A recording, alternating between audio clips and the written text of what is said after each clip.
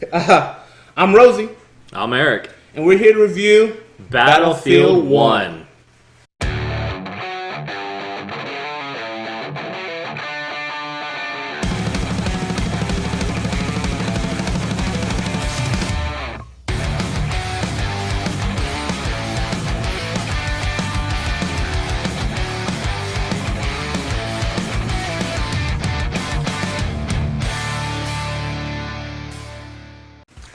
So let me tell you something. Tell me War something. is hell. Really? But as long as you're not in it, it's fun. Oh, okay. So when you're playing this game, are you in a kitchen? essentially, I'm literally making a sandwich while shooting people and burning them alive. Okay. So tell me about what's going on in Battlefield 1. What time zone are we in? What planet are we on? The time zone's around the 1900s, where it's a big dramatization of World War One. Okay. Literally going around the world. You go to Britain, you go England, you go just across the world. It's literally World War One. Awesome. The countries and counties That really hasn't been covered in video gaming.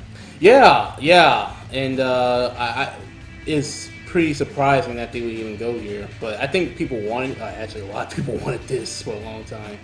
So I'm glad they came back to it, actually give us some nice little history lesson that I didn't know about.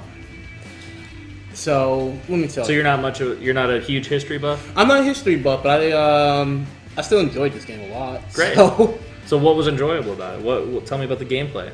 The gameplay includes you going through 6 campaigns, each of a soldier's story, each one having to deal with their own struggles. There was actually, one was you're literally just flying in a plane. You literally trick a guy into taking over his plane, and then you just fly his plane around and accidentally, finding out where the enemy bunker is and such like that. Each one has one of those, the driver being just a normal, everyday. That one, the driver one was actually amazing to me because it was one of the ones. Humvees? Or you're driving a Humvee or a tank? Or No. He was driving a tank. But Okay. his previous job was he was just a driver of a car. Oh. So it was pretty incredible to see this man who's I just volunteered for this. I don't really want to do this, and then becoming this killing machine.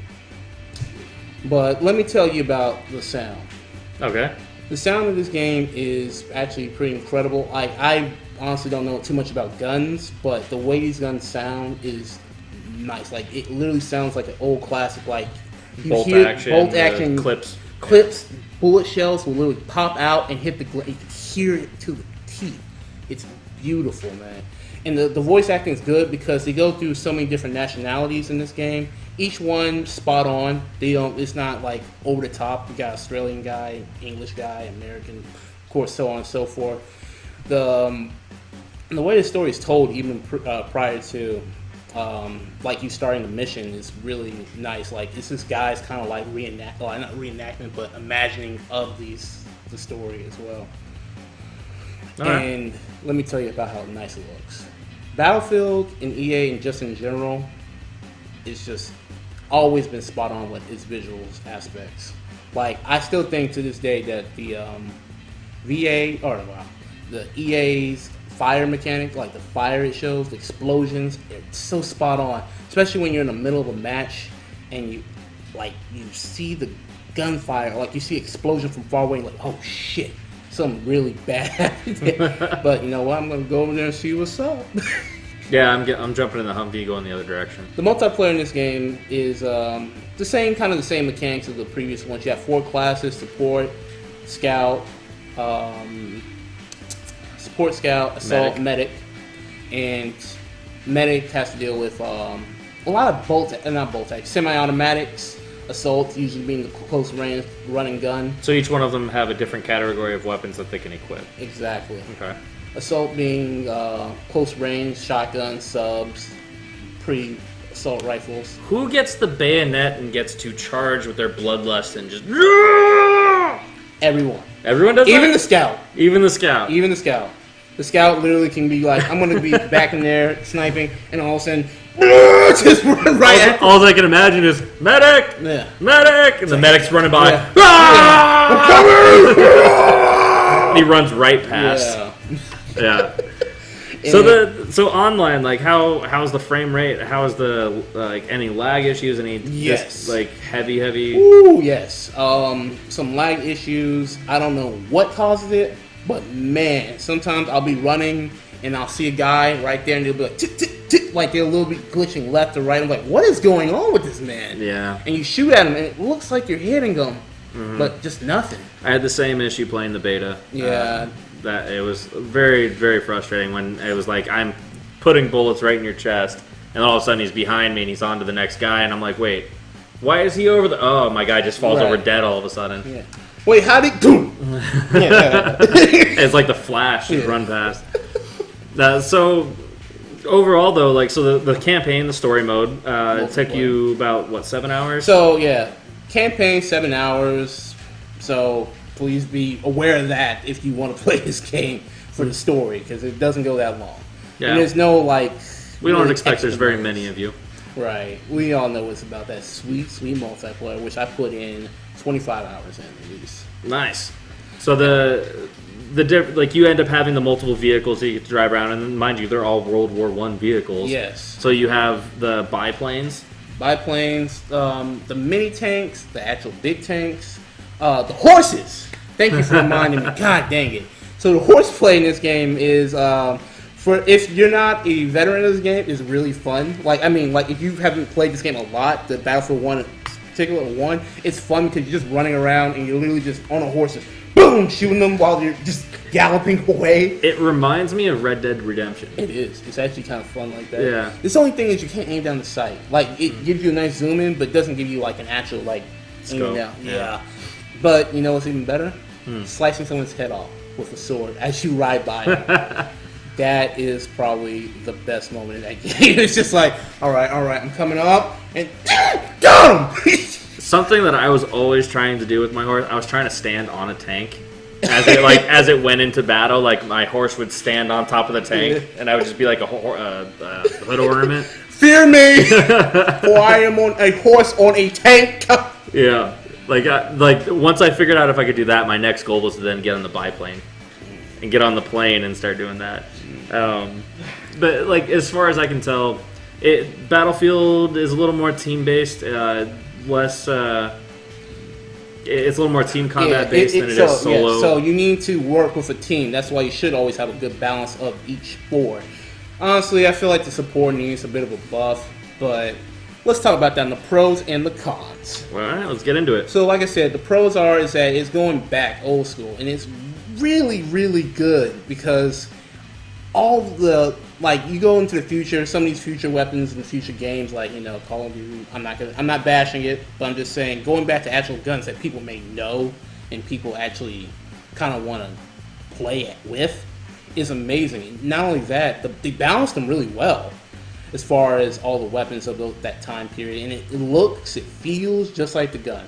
Even if I don't know about the gun, but you can use. I googled some of it. I'm like, oh, okay, that's actually a real thing. That's just not a cool, fucking bullshit gun. Even though it plays like one. Another pro is that, like I said, visually, it's amazing. It looks great. It's a great looking really game. Does. EA always seems to put up a very pretty looking game. So go ahead and take that as you will. I said sound already. Yeah, so definitely. Yeah. So let's go to the cons. Yeah, let's get into why I did not pick up this game. Oh, really? Take it off then. I want to hear it.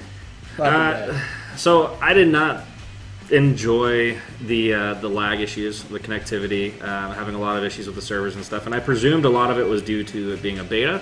Yeah. But then as I waited a couple days and started watching people play online, something with the connectivity and the hitboxes, the skipping around, I just couldn't get into. And that's still there. Yeah, it's still there. So it's still there too. I have a lot of issues with the connectivity. I have zero idea what it is. If it's server, is it host, is it this or that? I can't point my finger at what it is, but it does happen. When you get into a smooth game, though, you will get into a lot of smoother games nowadays. It's not like all the time, in which it's just like, oh, this is bullshit. Yeah, but it will happen more than you like. Yeah. So take that to glitches. There's a lot of bugs still, which I got res one time from my medic. I was like, thanks, medic. But it was still blurry for the rest of that game. And it kind of happened twice. And then it happened again. And it's just, it happens. It's a rare one. But it's the one that you remember. You know what I mean? Yeah, it sticks out. Besides con, I don't think there's many. I don't really hate this game. I would recommend this game for a full $60 to anybody. I would maybe wait for a patch, like you said. There's connection issues, server issues. So, but you know, it's not nearly as bad as Battlefield 4. So So remember that. Battlefield. But we're not basing a purchase off. Is it better than the previous version? Sure. Is it a good game now? And it is. I will say I will pick this game up.